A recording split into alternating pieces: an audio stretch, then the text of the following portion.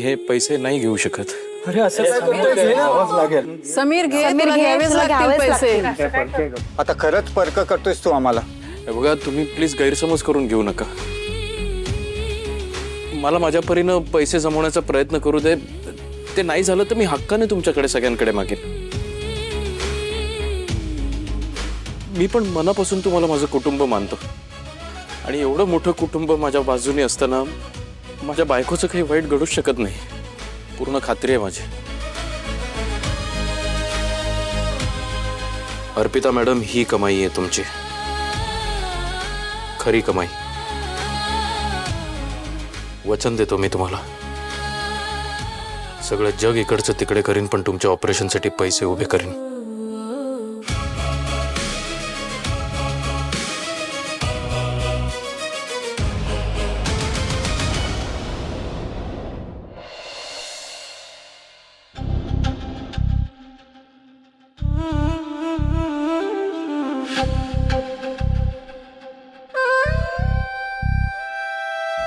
आई, मगाशी बाबांना निकीसोबत फोनवर बोलताना ऐकलं, अर्पिताच्या ऑपरेशनसाठी 20 लाखांचा खर्च येणार आहे म्हणे.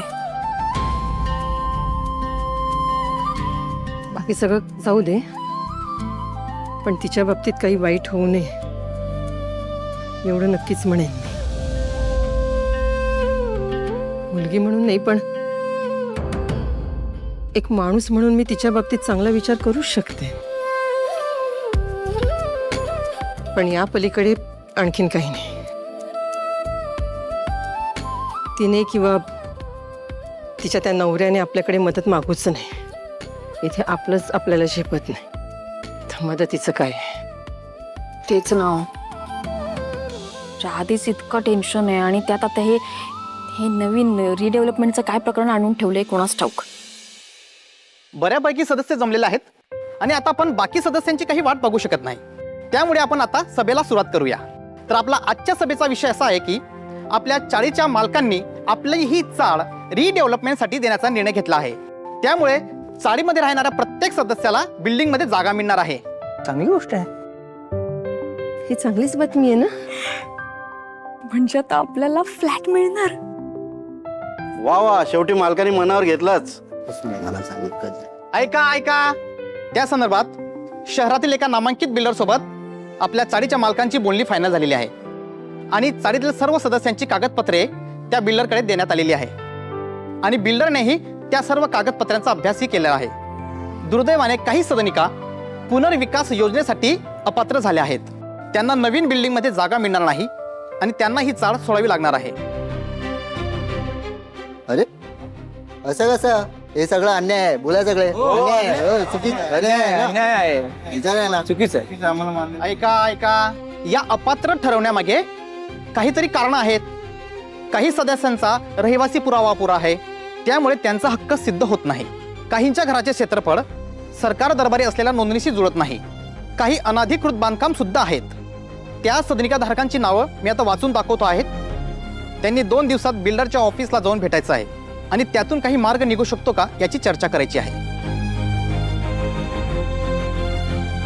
अपात्र सदस्यांची नावे मी वाचतो. विलास परब, दुसरं नाव सुरेश साळुंके, तिसरं नाव बबन शिंदे आणि शेवटचं चौथं नाव निशिकांत पुरोहित. निशिकांत पुरोहित? काय? आमचं नाव कसं आलं ह्याच्यात? नाही, आणि एक्झॅक्टली प्रॉब्लेम काय ते तरी सांगा मला.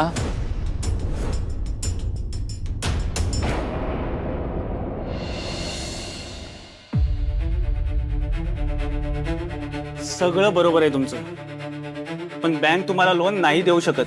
हे बघा, एक तर तुमच्याकडे नोकरी नाही किंवा रेग्युलर इन्कम सोर्सही नाही आहे. हां, समजा तुमच्याकडे एखादी प्रॉपर्टी असती, सोनं असतं जे मॉर्गेज ठेवता आलं असतं तर आपण एक वेळ विचारही केला असता, पण तेही नाही आहे. खरंच सॉरी, आम्ही तुम्हाला मदत नाही करू शकत. सॉरी. Okay sir.